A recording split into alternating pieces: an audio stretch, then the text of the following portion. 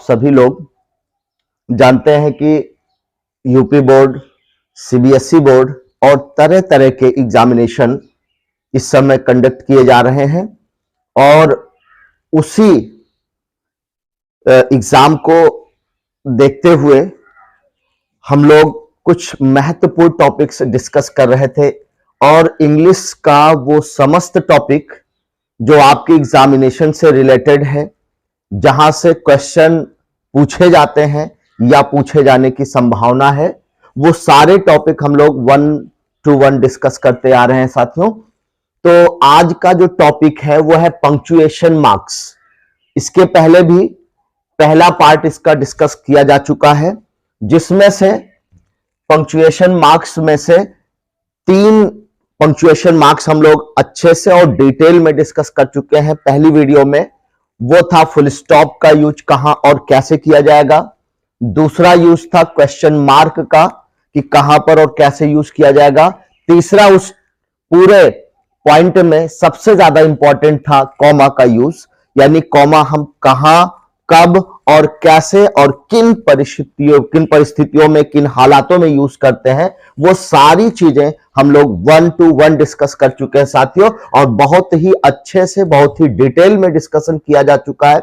इसके पहले बहुत सारे वीडियोस अपलोड किए जा चुके हैं जो एग्जामिनेशन के पॉइंट ऑफ व्यू से बहुत ही ज्यादा इंपॉर्टेंट है, जैसे नरेशन का कई वीडियोस अपलोड किया जा चुका है, जिसमें से अभी interrogative sentence, imperative, exclamatory, optative sentence अभी बाकी है, उसको भी अपलोड किया जाएगा।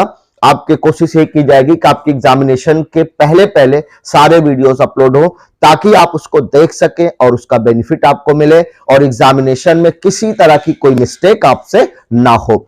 ये चीजें डिस्कस की गई हैं। उसके साथ साथ आप वॉइस के देखेंगे, यानी एक्टिव और पैसिव वॉइस के बहुत सारे वीडियोस हैं सीरियल से टेंस वाइज। जो लोग ना देखे हो प्लीज उनसे मेरा रिक्वेस्ट है कि उस वीडियो को भी देखें, अपना टेंस इंप्रूव करें, अपने वॉइसेस को इंप्रूव करें, एक्टिव और पैसिव को अच्छे से बना सके, नरेशन को आप देखें। इसके अलावा पंक्चुएशन मार्क जो डिस्कशन जिस पर किया ही जा रहा है दोस्तों, आज इसका सेकंड वीडियोस होगा।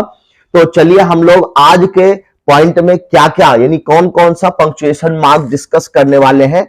उनमें से पहला लिया गया है साथियों डबल या फिर सिंगल कोटेशन मार्क्स का प्रयोग कब, कहां और कैसे किया जाएगा, इसी पर आज चर्चा करेंगे। और साथ में और बहुत सारे पंक्चुएशन मार्क्स हैं, उस पर भी हम लोग एग्जाम्पल भी देखेंगे, उसकी डेफिनेशन भी देखेंगे और साथ ये भी समझेंगे कि जो पॉइंट हमें एग्जामिनेशन में दिए जाएंगे उस पर एक्सरसाइज भी आपको करवाई जाएगी। इस वीडियो के एंड में आपको साथियों कम से कम 15 से 20 एक्सरसाइज आपको दी जाएगी सेंटेंसेस के रूप में। 15 से 20 सेंटेंसेस होंगे, उसे आप करेंगे, यानी कि आज जो आप पढ़ेंगे और इसके पहले जो पंक्चुएशन मार्क पढ़ाया गया है, दोनों को मिला करके साथियों फुल स्टॉप पर, क्वेश्चन मार्क पर और कॉमा पर, साथ में डबल और सिंगल कोटेशन मार्क का प्रयोग कहां होगा, एपोस्ट्रोफी का प्रयोग कहां होगा, सेमीकोलन का प्रयोग कहां होगा, कोलन का प्रयोग कहां होगा, इस पर आपको 15 से 20 सेंटेंस की एक एक्सरसाइज दी जाएगी साथियों। उसे आप अच्छे से करिएगा, देखिएगा। अगर आपको लगता है कि कहीं भी कोई प्रॉब्लम आ रही है, अगर आप पूरा 100% सही कर पा रहे हैं तो अच्छी बात है, अदरवाइज आप और मेहनत करिए। आपको लगता है कि जहां भी आपको हेल्प की जरूरत है प्लीज कमेंट करते रहिएगा, ताकि आपको यूजफुल वीडियोस मिलते रहें और आपकी हेल्प होती रहे। और पूरा सेशन साथियों एकदम फ्री ऑफ कॉस्ट होता है। तो मेरा उद्देश्य यह है कि हर बच्चे को एजुकेशन मिलनी चाहिए, बेहतर एजुकेशन मिलनी चाहिए। तो इसी पॉइंट ऑफ व्यू से एकदम बिल्कुल free of cost videos upload की जाती हैं। आपका केवल एक इतना ही दायित्व है कि जो लोग प्लीज चैनल पर नए हो, चैनल को सब्सक्राइब करें, लाइक करें, शेयर करें, कमेंट करें और अपने दोस्तों को भी शेयर करते रहें, ताकि आप इसका बेनिफिट लेते रहें। तो चलिए हम लोग एक एक पॉइंट डिस्कस करने वाले हैं, क्योंकि ये पॉइंट तो डिस्कस किया जा चुका है। फुल स्टॉप कहां आएगा, क्वेश्चन मार्क कहां आएगा, कॉमा कहां आएगा, लेकिन अभी तक आपने कोई एक्सरसाइज नहीं की है, और ये इस पर भी आधारित आपको एक्सरसाइज इस वीडियो के एंड में आपको मिल जाएगी। तो चलिए स्टार्ट करते हैं साथियों कि डबल और सिंगल कोटेशन मार्क का प्रयोग हम लोग कहां करेंगे, कैसे करेंगे, क्यों करेंगे, ये सारी बातें जानेंगे। तो दोस्तों पहले तो डेफिनेशन को आप चेक करेंगे कि देखिए डबल कोटेशन मार्क, पहले तो आप ये जान लें कि ये जो कोटेशन मार्क होते हैं दो टाइप के होते हैं, एक सिंगल कोटेशन मार्क होता है और एक डबल कोटेशन मार्क होता है। तो देखिए जब इस तरह से कोटेशन मार्क लगाया जाता है, यानी ऐसे करके इस तरह से, तो इसको डबल कोटेशन मार्क कहा जाता है। ये होता है कोटेशन मार्क, यानी कि इस तरह का जो सिंगल साइन आपको दिखेगा, सिंबल आपको दिखेगा, वो होता है डबल कोटेशन। यहां पे दो दो कोटेशन मार्क लगे हुए हैं, ये डबल होता है। और अगर सिर्फ एक बार ऐसे करके, एक बार साथियों इस तरह से अगर लगा हो, तो वो होता है सिंगल कोटेशन मार्क। क्या होगा? वो सिंगल कोटेशन मार्क होगा, और इस तरह से होगा तो ये डबल कोटेशन मार्क होगा। तो आइए समझते हैं कि डबल कोटेशन मार्क या फिर सिंगल कोटेशन मार्क का यूज कहां किया जाता है। तो पहला पॉइंट है, इसको आप चेक करेंगे साथियों। आप डेफिनेशन देखें कि डबल कोटेशन मार्क का प्रयोग किसी के द्वारा कही गई बात को, ध्यान से देखेंगे, किसी के द्वारा कही गई बात को बिना बदले डायरेक्ट स्पीच में रखने के लिए किया जाता है। आप अब इसको आसान भाषा में समझिए कि जब हम लोग डायरेक्ट नरेशन से इनडायरेक्ट नरेशन में कोई भी चीज, यानी नरेशन वाला चैप्टर पढ़ते थे साथियों, तो वहां पर एक सेंटेंस लिखा जाता था जो इस तरह से होता था, जैसे लिखा है शी सेड, फिर लगा हुआ है कॉमा, फिर इन्वर्टेड कॉमास के अंदर लिखा I am going to Kanpur. She said, I am going to Kanpur. साथियों तो ये आपका जो पोर्शन यहां तक है, यानी आई से लेकर के कानपुर तक, ये एक पार्ट होता है जिसे रिपोर्टेड स्पीच कहते हैं। और ये वाला पोर्शन जहां कॉमा लगा के अलग किया गया, she said, ये होता है आपका रिपोर्टिंग स्पीच। ये वाला पोर्शन क्या है? Reporting speech. और ये पूरा पोर्शन क्या कहलाता है? रिपोर्टेड स्पीच कहलाता है। तो साथियों इसमें ये वर्ब होती है, ये क्या है? आपकी वर्ब है, और इस वर्ब का ये सब्जेक्ट है। ये क्या है? ये सब्जेक्ट है। यानी कि डायरेक्ट नरेशन में आप ये समझिए कि डायरेक्ट नरेशन में जो सब्जेक्ट होता है, सब्जेक्ट होगा, रिपोर्टिंग स्पीच का सब्जेक्ट होगा, ये जो भी बातें कहता है, अगर उसके द्वारा कही गई बात को same to same as it is, यानी उसमें बिना कोई बदलाव किए हुए, बिना कोई चेंज किए हुए, अगर उसकी बात को इन्वर्टेड कॉमास के अंदर रखा गया है, तो ये कहलाता है डायरेक्ट स्पीच या डायरेक्ट नरेशन। तो आपको ये देखना है कि अगर डबल कोटेशन मार्क का प्रयोग करना है, तो डबल कोटेशन मार्क दोस्तों कहां यूज किया जाता है? कि सब्जेक्ट के द्वारा, यानी कि किसी के द्वारा का मतलब है, यानी सब्जेक्ट के द्वारा कही गई बात को बिना बदले, डायरेक्ट स्पीच में डायरेक्ट नरेशन या डायरेक्ट स्पीच भी कहा जाता है, इनडायरेक्ट नरेशन या इनडायरेक्ट स्पीच कहते हैं। तो ये समझिए कि डायरेक्ट नरेशन में, डायरेक्ट स्पीच में जो सब्जेक्ट होता है उसके द्वारा कही गई बात को जब बिना बदले हम कॉमा और इन्वर्टेड कॉमास के अंदर रखते हैं। कहां रखते हैं? कॉमा और इन्वर्टेड कॉमास के अंदर रखा जाता है। यानी कि इन्वर्टेड कॉमास कहां लगाया जाएगा? डबल कोटेशन मार्क कहां लगाया जाता है साथियों? यानी कि जब हमें सब्जेक्ट के द्वारा कही गई बात को बिना बदले लिखनी हो, तब वहां पर क्या किया जाता है कि इन्वर्टेड कॉमास के अंदर ये कहा लिख दिया जाता है। और यहां भी कॉमा, डबल कॉमा लगेगा, और यहां पर भी डबल कॉमा लगेगा, यानी इसे कहा जाता है कोटेशन मार्क। क्या कहते हैं? Quotation mark. अगर दो बार है तो इसे डबल कोटेशन मार्क कहा जाएगा। तो आपने समझा क्या कि किसी के द्वारा, यानी किसी का मतलब है डायरेक्ट स्पीच में सब्जेक्ट के द्वारा कही गई बात को जब हमें लिखना होता है, तब वहां पर हम क्या करते हैं? इन्वर्टेड कॉमास लगा करके, यानी कि डबल कोटेशन मार्क का प्रयोग करते हुए सेंटेंस को हम क्या करते हैं? लिखते हैं।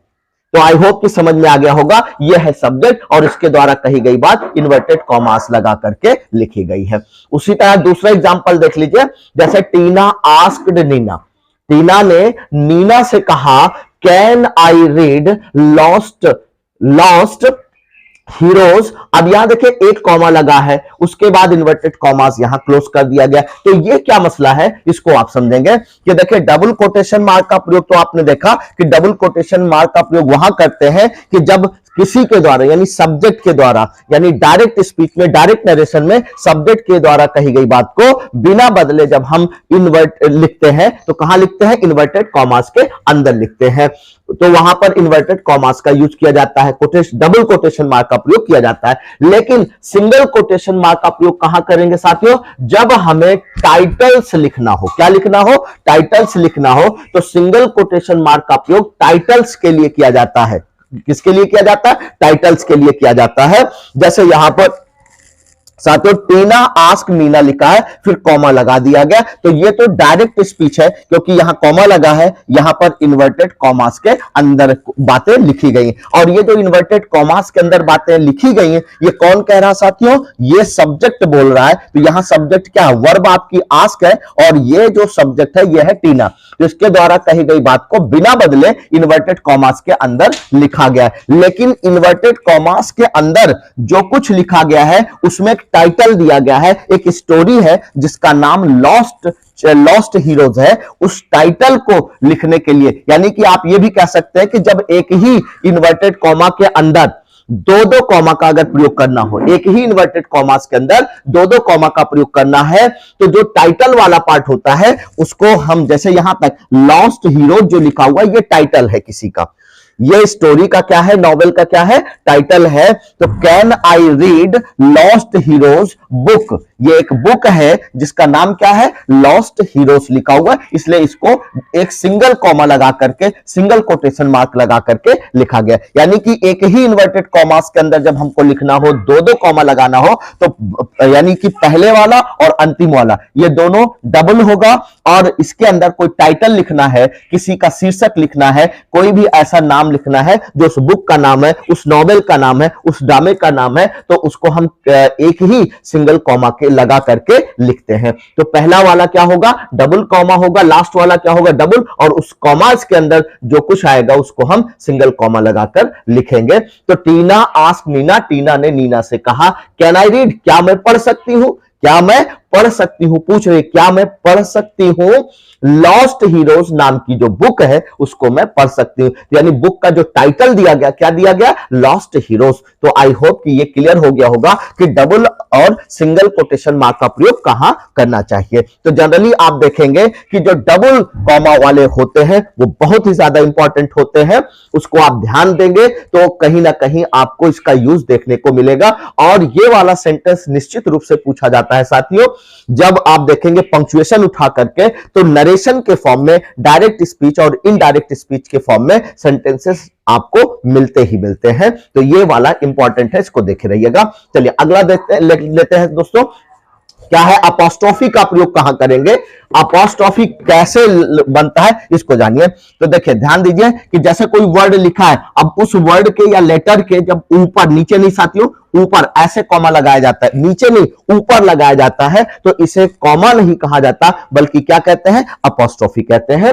ऐसे यानी नीचे नहीं ऊपर लगाया जाता, तो ये क्या कहलाता है, ये अपोस्ट्रोफी कहलाता है।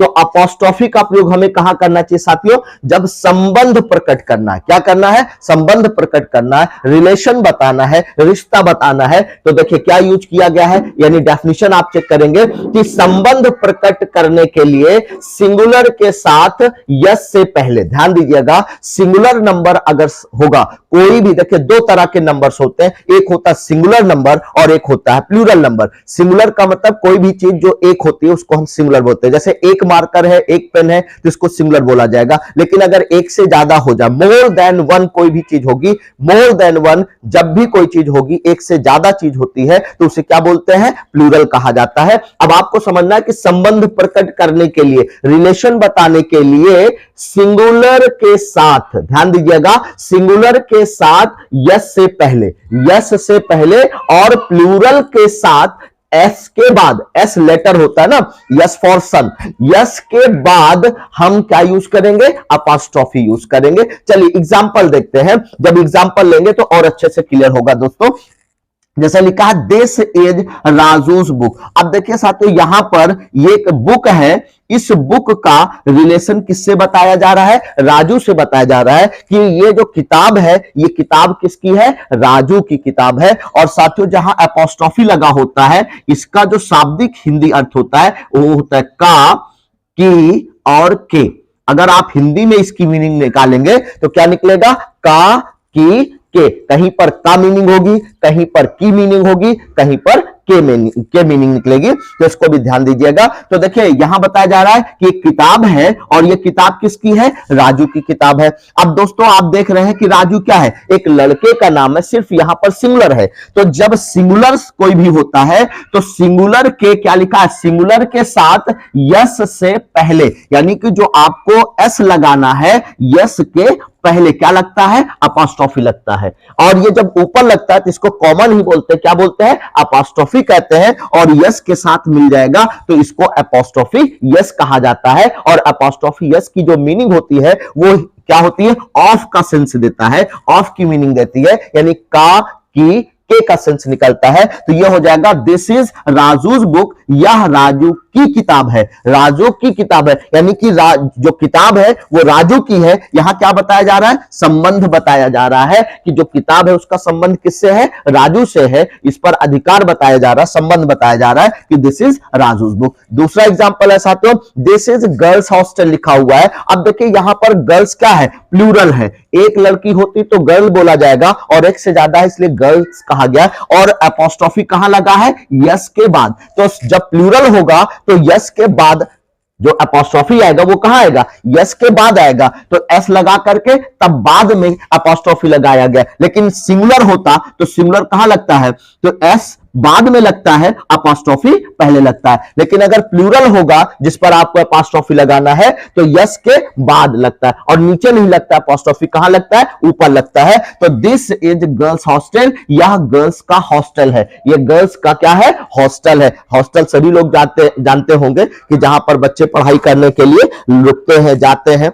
रहते हैं, तो वो क्या होता है, हॉस्टल होता है। अगर लड़कियां रह रही है तो गर्ल्स हॉस्टल हो गया, अगर लड़के रहे तो बॉयज हॉस्टल हो जाता है। तो वहां पर लिखा रहता है गर्ल्स हॉस्टल, बॉयज हॉस्टल। लेकिन लिखने का तरीका क्या होगा, अपॉस्ट्रोफी लगा करके। अगर सिंगुलर होता है तो कॉमा कहां लगता है, यस के पहले। अगर प्लूरल होगा तो यस के बाद, जैसे कि यहां पर गर्ल्स में यस के बाद लगा हुआ, लेकिन नीचे नहीं लगेगा, कहां लगेगा, ऊपर लगेगा। आई होप कि ये पॉइंट क्लियर हो गया होगा। अब अपॉस्ट्रोफी का एक यूज और होता है, वो कहां होगा, देखिए साथियों, शब्दों को संक्षिप्त बनाने के लिए, यानी कि जब हम किसी शब्द को संक्षिप्त बना करके लिखते हैं, शॉर्ट फॉर्म में लिखते हैं, कॉन्ट्रैक्टेड फॉर्म में लिखते हैं साथियों, तब भी वहां पर अपॉस्ट्रोफी का यूज किया जाता है। जैसे डू नॉट लिखा हुआ है तो डू नॉट को जब हम शॉर्ट करेंगे, इसको संक्षेप में लिखेंगे तो क्या लिखा जाएगा, डोंट लिखा जाएगा। और इसमें से एक लेटर को हटा दिया गया, ओ को हटा दिया गया है, ये ओ लेटर हटा दिया गया और उसकी जगह पर ऊपर क्या लगा दिया गया है, कॉमा लगा दिया गया। तो ये ऊपर जब लगता है इसको कॉमा नहीं बोलते, क्या बोलते हैं, अपॉस्ट्रोफी बोलते हैं। तो जब हमें संक्षिप्तीकरण करना हो, शॉर्ट फॉर्म में लिखना हो,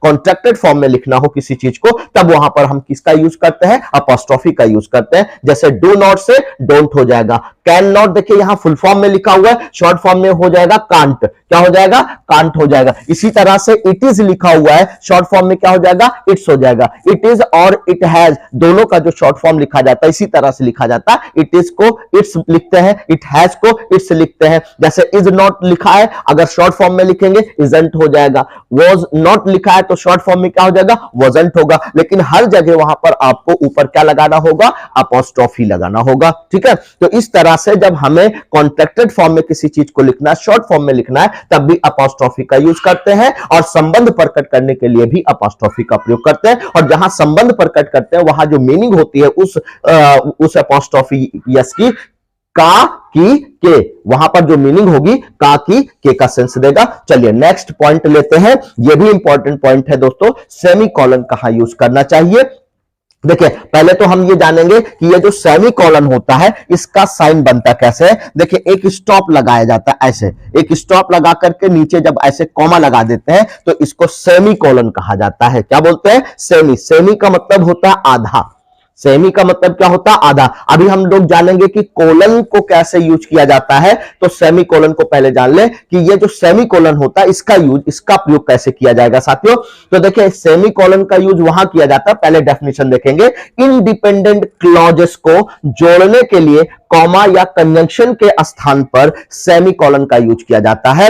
अब इसको आसान भाषा में समझिए, क्या बोल रहा है कि जब कोई इंडिपेंडेंट क्लॉज हो, क्लॉज क्या होता है साथियों, क्लॉज एक प्रकार का सेंटेंस होता है, यानी कि जब बड़े बड़े कोई सेंटेंस लिखे जाते हैं साथियों, इसको ऐसे समझिए कि जब कोई भी बड़ा सा सेंटेंस अगर लिखा हो, कोई भी बड़ा सा सेंटेंस, मान लीजिए एक बड़ा सा सेंटेंस लिखा हुआ है, अब कैसे पता चलेगा कि यहां पर एक सेंटेंस है या एक से ज्यादा, तो जितने बार पंक्चुएशन मार्क लगे होते हैं उतना उसमें सेंटेंस माना जाता है, जितने पंक्चुएशन मार्क होंगे उतना सेंटेंस होगा। जैसे अगर फुल स्टॉप लगा, एक फुल स्टॉप लगा है तो एक सेंटेंस होगा, एक क्वेश्चन मार्क लगा है तो एक सेंटेंस होगा, एक मार्क ऑफ एक्सक्लेमेशन है तो एक सेंटेंस होगा। मान लीजिए यहां पर ये सेंटेंस कंप्लीट हो गया और फुल स्टॉप लगा दिया गया, तो सेंटेंस तो एक होगा, लेकिन कभी कभी आपने देखा होगा कंजंक्शन का प्रयोग करते हुए सेंटेंस को जोड़ा जाता है। जैसे एक सेंटेंस छोटा सा ये है, दूसरा सेंटेंस ये है, तीसरा सेंटेंस ये है, यानी कि ये छोटे छोटे, पहला सेंटेंस हो गया, दूसरा हो गया, तीसरा हो गया, चौथा हो गया, ये चार अलग अलग सेंटेंसेस थे, इनको जोड़ करके एक सेंटेंस बनाया गया और अंत में एक फुल स्टॉप लगा दिया गया। तो ये पूरा तो एक सेंटेंस है, लेकिन इसमें जो छोटे छोटे ये सेंटेंस है, इन्हीं छोटे छोटे सेंटेंसेस को क्लॉज कहा जाता है। क्या बोलते हैं, क्लॉज कहते हैं। जब कोई बड़ा सा सेंटेंस हो, उस बड़े से सेंटेंस में छोटे छोटे सेंटेंसेस जो होते हैं उनको क्या बोला जाता है, क्लॉज कहा जाता है। आई होप कि समझ में आ गया होगा कि क्लॉज क्या है। लेकिन कुछ क्लॉज ऐसे होते हैं जो स्वतंत्र मीनिंग देते हैं, यानी कि उनको अकेले भी लिख दिया जाए तो उनकी पूरी पूरी मीनिंग आपको स्पष्ट समझ में आ जाएगी। लेकिन कुछ सेंटेंसेस ऐसे होते हैं जिनकी पूरी मीनिंग नहीं निकल पाती है जब तक कि उनको किसी और सेंटेंस के साथ जोड़ा ना जाए। तो इस तरह से जो सेंटेंसेस पूरी मीनिंग देने वाले होते हैं उनको कहा जाता है इंडिपेंडेंट क्लॉज। सारी क्या कहा जाता है दोस्तों, इंडिपेंडेंट क्लॉज कहा जाता है, यानी स्वतंत्र क्लॉज कहा जाता है उनको, क्योंकि ये ऐसे सेंटेंसेस होते हैं जो अपने आप में कंप्लीट सेंस देते हैं। क्या देते हैं, कंप्लीट सेंस देते हैं, इसलिए इनको डिपेंडेंट क्लॉज कहा जाता है। तो देखिए सेमीकोलन का यूज कहां किया जाएगा साथियों, कि जब कोई इंडिपेंडेंट क्लॉज हो, यानी ऐसे छोटे छोटे सेंटेंसेस हो और उन सेंटेंसेस को जोड़ने के लिए जहां पर कॉमा या कंजंक्शन लगना चाहिए, जहां पर कॉमा या कंजंक्शन, क्योंकि अगर दो या दो से अधिक क्लॉज होंगे तो उनको जोड़ने के लिए कंजंक्शन का यूज किया जाता है। अगर उन कंजंक्शन को आप नहीं लगाना चाहते हैं तो, या कॉमा नहीं लगाना चाहते हैं, तो कॉमा या कंजंक्शन के स्थान पर आपको क्या करना होगा, सेमीकोलन का प्रयोग करना होगा। जैसे एग्जांपल देखिए, आई एम अपसेट, अगर मैंने कहा आई एम अपसेट, मैं बहुत परेशान हूं, आई एम वेरी अपसेट, मैं बहुत परेशान हूं, आई एम अपसेट, तो क्या ये मीनिंग नहीं दे रहा, बिल्कुल मीनिंग दे रहा है, 100% मीनिंग दे रहा है और कंप्लीट सेंस दे रहा है, कंप्लीट मीनिंग दे रहा है। तो इस तरह से ये एक सेंटेंस ये हो गया, अपने आप में स्वतंत्र है क्योंकि ये कंप्लीट मीनिंग दे रहा है। दूसरा है ही इंसल्टेड माय फादर, उसने मेरे फादर को इंसल्ट किया था, ही इंसल्टेड माय फादर, उसने मेरे फादर को इंसल्ट किया था, उसने मेरे पिता को इंसल्ट किया था, बेइज्जत किया था। तो दोस्तों ये भी पूरी कंप्लीट मीनिंग दे रहा है। क्या दे रहा है, पूरी कंप्लीट मीनिंग दे रहा है। तो अब आप देखें कि ये भी आपका इंडिपेंडेंट क्लॉज हो गया, ये भी आपका इंडिपेंडेंट क्लॉज हो गया, और इन दोनों को जहां हमें जोड़ना चाहिए, जोड़ने के लिए एक कंजंक्शन की जरूरत पड़ती है, तो यहां पर हम कंजंक्शन का यूज ना करके हम क्या कर देंगे, यहां पर सेमीकोलन लगा देंगे। इस तरह का जो साइन होता है, एक स्टॉप और उसके बाद कॉमा, तो ये क्या कहलाता है, सेमीकोलन कहलाता है। तो इसको रखा गया है। इसीलिए अगर आप जोड़ना चाहे तो साथियों इस तरह से बनेगा, आई एम अपसेट, मैं अपसेट हूं, आई एम अपसेट बिकॉज, क्योंकि ही इंसल्टेड माय फादर, उसने मेरे फादर को इंसल्ट किया था। तो I am upset because he insulted my father. तो दोस्तों यहां पर कौन सा कंजंक्शन यूज किया जा रहा है, बिकॉज का प्रयोग किया जा रहा है। तो बिकॉज क्या है, एक कंजंक्शन है। तो दो क्लॉज को आप चाहे तो कंजंक्शन से जोड़ दें, लेकिन कंजंक्शन या कॉमा आप नहीं लगाना चाहते तो उसके स्थान पर क्या लगाया जाता है, सेमीकोलन लगाया जाता है। तो ये बन गया आई एम अपसेट। यहां थोड़ा सा एक सेकंड आपको रुकना है, फिर आगे आपको बढ़ना है। He insulted my father, I am upset, he insulted my father. इस तरह से यह सेंटेंस बन जाएगा साथियों। दूसरा वाला आप एग्जांपल एक और देखते हैं, आई एम वेरी हैप्पी, मैं बहुत खुश हूं। दूसरा सेंटेंस है my brother has been selected, मेरे भाई का सिलेक्शन हो चुका है। आई एम वेरी हैप्पी, मैं बहुत खुश हूं, my brother has been selected, मेरे भाई का सिलेक्शन हो गया है। तो दोस्तों ये जो पहला सेंटेंस है ये भी कंप्लीट सेंस दे रहा है, कंप्लीट मीनिंग दे रहा है, और दूसरा वाला my brother has been selected, मेरे भाई का सिलेक्शन हो गया है, तो ये भी कंप्लीट सेंस दे रहा है। तो दो अलग अलग सेंटेंसेस, दो अलग अलग पार्ट में लिखे हुए हैं, दोनों कंप्लीट सेंस दे रहे हैं। तो ऐसे कंप्लीट सेंस देने वाले जो क्लॉज होते हैं साथियों, उसको क्या बोला जाता है? इंडिपेंडेंट। अब कैसे ये इंडिपेंडेंट हुआ? क्योंकि यहां पर देखिए, यहां तक एक सेंटेंस था, यहां तक एक सेंटेंस था, लेकिन फुल स्टॉप कितनी बार है? केवल एक जगह लगा है। तो इससे ये पता चला कि ये पूरा का पूरा एक सेंटेंस है, लेकिन इस सेंटेंस के अंदर दो छोटे छोटे सेंटेंस है। पहला वाला है आई एम वेरी हैप्पी, दूसरा है my brother has been selected. ये दूसरा वाला, जैसे आपको बताया गया, एक सेंटेंस हो और उसके अंदर छोटे छोटे जो सेंटेंस होते हैं उनको क्या बोला जाता है? क्लॉज कहा जाता है। तो जैसे यहां पर चार सेंटेंस है, मतलब चार क्लॉज है। तो सेंटेंस बड़ा वाला तो मेन वाला तो एक ही है, क्योंकि एक बार फुल स्टॉप लगा हुआ है, इसी तरह से काउंट करेंगे। तो आई एम वेरी हैप्पी लिखा हुआ है, तो ये एक क्लॉज हो गया। My brother has been selected, ये दूसरा क्लॉज हो गया। अब दोनों को अगर मिला के लिखा जाता तो ये इस तरह से बनता, I am very happy because my brother has been selected. I am very happy, मैं बहुत खुश हूं, बिकॉज क्योंकि my brother has been selected. तो यहां पर साथियों कौन सा कंजंक्शन यूज होना चाहिए था? बिकॉज होना चाहिए था, क्योंकि होना चाहिए था। लेकिन यहां कंजंक्शन या कॉमा का प्रयोग ना करते हुए क्या यूज किया गया है? इंडिपेंडेंट क्लॉजेस को जोड़ने के लिए क्या यूज किया गया है? यहां पर सेमी कोलन लगा करके इनको जोड़ दिया गया है। तो जहां कहीं भी कॉमा या कंजंक्शन आना चाहिए उसको ना लगाना चाहे आप, तो उनको उन दोनों अलग अलग क्लॉजेस को जोड़ने के लिए क्या करना होगा? सेमी कोलन का प्रयोग करना होगा। I hope you got each and every point, her point आपको समझ में आ रहा होगा। अगर फिर भी कोई ऐसा पॉइंट जो आपको कम समझ में आता है तो प्लीज मेरा आपसे रिक्वेस्ट है, कम से कम एक बार दो बार वीडियो जरूर देखिएगा और पेन पेपर लेकर के बैठिए। जहां आपको लगता है कि ये बातें इंपॉर्टेंट है उसको नोट करते जाइए, क्योंकि एग्जामिनेशन में बहुत सारे ऐसे पॉइंट होते हैं कि जो हम एक बार दो बार जब तक रिपीट नहीं करेंगे वो चीजें समझ में नहीं आती हैं। तो आपको घबराने की जरूरत नहीं है। अगर आपको एक बार में नहीं समझ में आता वीडियो तो दो बार, तीन बार, चार बार जरूर देखते रहिए वीडियो, ताकि आपको हर पॉइंट क्लियर हो। अगर उसके बावजूद भी लगता है कि इसमें और अच्छे से सुधार की जरूरत है, और भी डाउट आपका रह गया है, तो आप निश्चित रूप से कमेंट करके बताइएगा, ताकि आपके हर कमेंट का पॉजिटिव आंसर मिल सके। चलिए साथियों, नेक्स्ट एंड लास्ट लेते हैं। लास्ट वाला क्या है? कोलन का यूज कहां किया जाता है? तो देखिए कोलन क्या होता है इसको भी समझेंगे साथियों। देखिए कोलन इस तरह से होता है, जैसे एक बार यहां पर डॉट लगेगा, दूसरा डॉट इस तरह से होगा। तो जब इस तरह से दो डॉट ऊपर नीचे रखे जाते हैं तो इसको क्या बोला जाता है? कोलन कहा जाता है। इसको क्या बोलते हैं? कोलन कहते हैं। अब ये कोलन कहां कहां यूज होता है साथियों, इसको देखिए। पहला पॉइंट, पहली चीज देखेंगे, इसका प्रयोग कहां होगा? निम्नलिखित एक्सप्रेशन के बाद। निम्नलिखित एक्सप्रेशन के बाद कोलन आता है। जैसे पहला एक्सप्रेशन क्या है?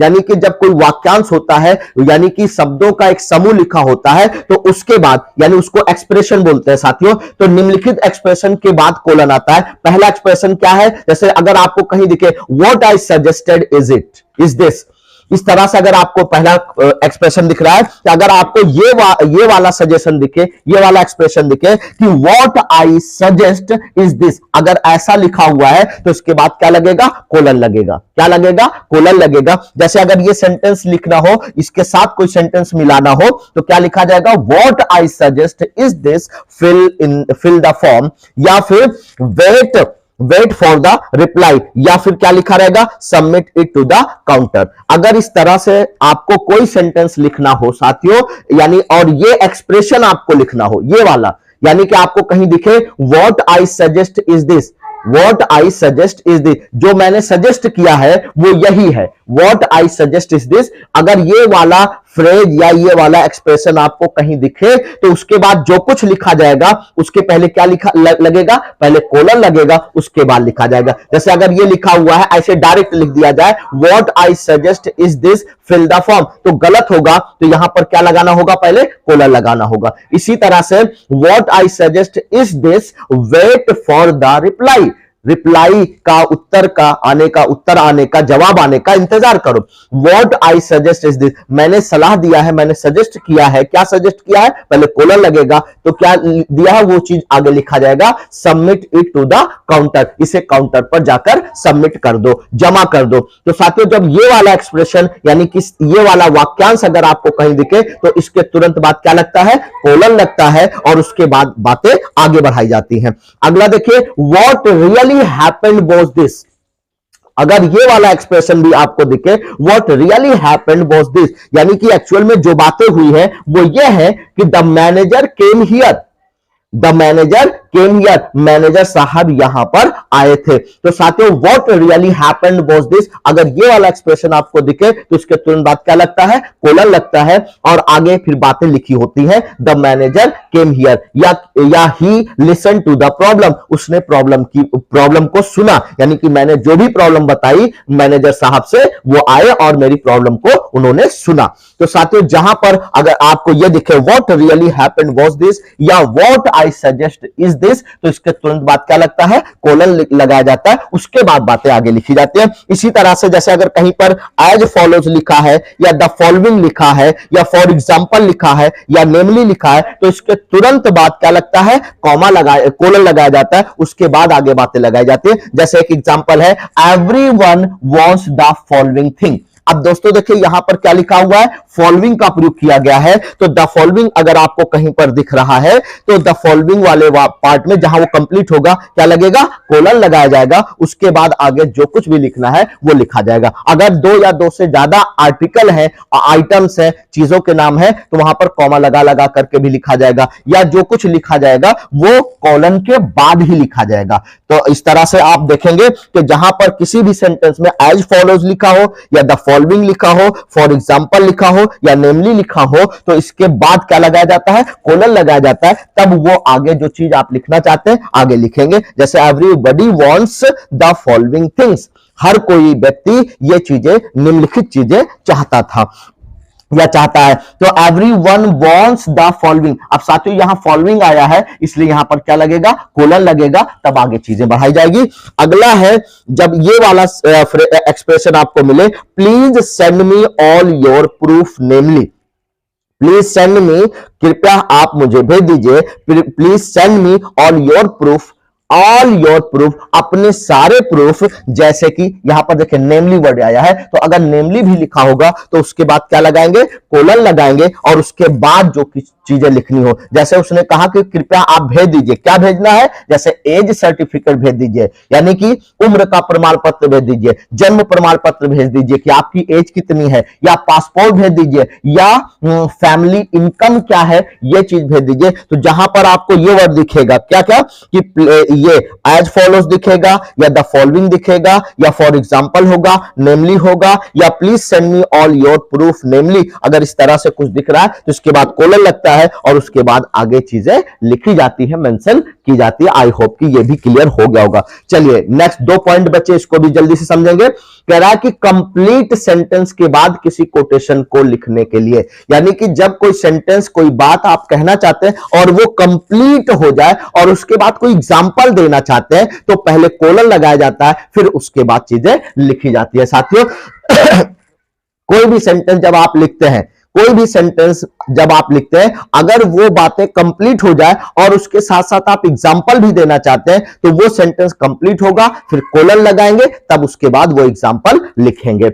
उसके बाद क्या है, जैसे अगर कहीं पर आवर्स लिखा है, मिनट्स लिखा है, सेकंड लिखा है, यानी कि जब आप किसी को समय बताते हैं, टाइम बताते हैं, तो टाइम बताने के लिए चाहे आवर्स और मिनट एक साथ आए हो या मिनट और सेकंड एक साथ आए हो या आवर्स, मिनट और सेकंड एक साथ आपको बताना है तो उन सारे डिजिट के साथ क्या लगाएंगे, कोलन लगाएंगे। जैसे इट इज 11:30 केवल कहना है तो क्या लिखा लगाया जाएगा, 11 चूंकि आर हो गया और 30 क्या हो जाएगा, मिनट। लेकिन अगर इस तरह लिखा है इट इज 11:30:45 तो 11 क्या हो गया, ये आपका आर हो गया, 30 क्या हो गया, ये मिनट हो गया और 45 क्या हो गया, ये सेकंड हो गया। तो कह रहा है it is 11:30:45 by my watch, ये मेरी घड़ी में कितने बजे हैं साथियों, 11:30:30 हो रहे हैं। तो इस तरह से जब आप आपको टाइम बताना हो, मिनट, आवर, मिनट और सेकंड बताना हो, तब उन सब के बीच में क्या लगाया जाता है, कोलन लगा करके लिखा जाता है। वन एंड सबसे लास्ट वाला पॉइंट है कि रेशियो के लिए साथियों, यानी कि जब जो बच्चे मैथमेटिक्स पढ़ते हैं उनको पता होगा कि एक चैप्टर रेशियो का होता है, अनुपात का होता है, तो जब कभी भी अनुपात वाला पॉइंट लिखा जाता है, यानी कि जब आप रेशियो में कोई चीज लिखते हैं तो वहां पर भी दो नंबरों के बीच में क्या लगाया जाता है, कोलन लगाया जाता है। जैसे लिखा है the ratio of student and teachers, यानी स्टूडेंट और टीचर के बीच में जो रेशियो है वो 10:1 का है, तो 10 और 1 ऐसे नहीं लिखेंगे तो ये 101 माना जाएगा, तो इसलिए 10:1 पढ़ा जाएगा इसको, लेकिन ये लगेगा, ये क्या है, ये कोलन है। तो जब रेशियो वाली चीजें लिखनी हो तो वहां पर भी कोलन लगाया जाता है उन दोनों नंबर्स के बीच में, जैसे कि यहां। तो साथियों आई होप कि एक एक पॉइंट मैंने कोशिश की है आपको समझाने के लिए। अगर लगता है कि ये पॉइंट, ये सारे पॉइंट आपके क्लियर हो गए हो तो आप कमेंट करके जरूर बताइएगा। अगर आपको फिर भी लगता है कहीं कोई डाउट है तब भी साथियों कमेंट करिए, लाइक करिए, शेयर करिए। और इसके बाद ये चीजें पढ़ने के बाद अब इसके आगे मैं आपको एक एक्सरसाइज दे रहा हूं जिसमें कम से कम 10 से 15 सेंटेंसेस है जो फुल स्टॉप, क्वेश्चन मार्क या फिर कॉमा या फिर इन्हीं में से जो आज पढ़ाया गया और इसके पहले का जो वीडियो पढ़ाया गया है उसमें बताया गया है उसी पर आधारित है। और अपनी प्रैक्टिस करिए, क्योंकि practice makes a man best, यानी कि जितनी ज्यादा आप प्रैक्टिस करेंगे उतने ज्यादा इंप्रूवमेंट आपके अंदर आएगा। अगर आप प्रैक्टिस करना छोड़ देंगे साथियों तो निश्चित रूप से आप उतना बेहतर नहीं कर पाएंगे जितना बेहतर आप उम्मीद करके बैठे हैं। तो इसलिए प्रैक्टिस करते रहिए, कीप प्रैक्टिसिंग साथियों। और जहां पर भी आपको हेल्प की जरूरत है आप बताते रहिए ताकि आपको आपकी हेल्प की जा सके।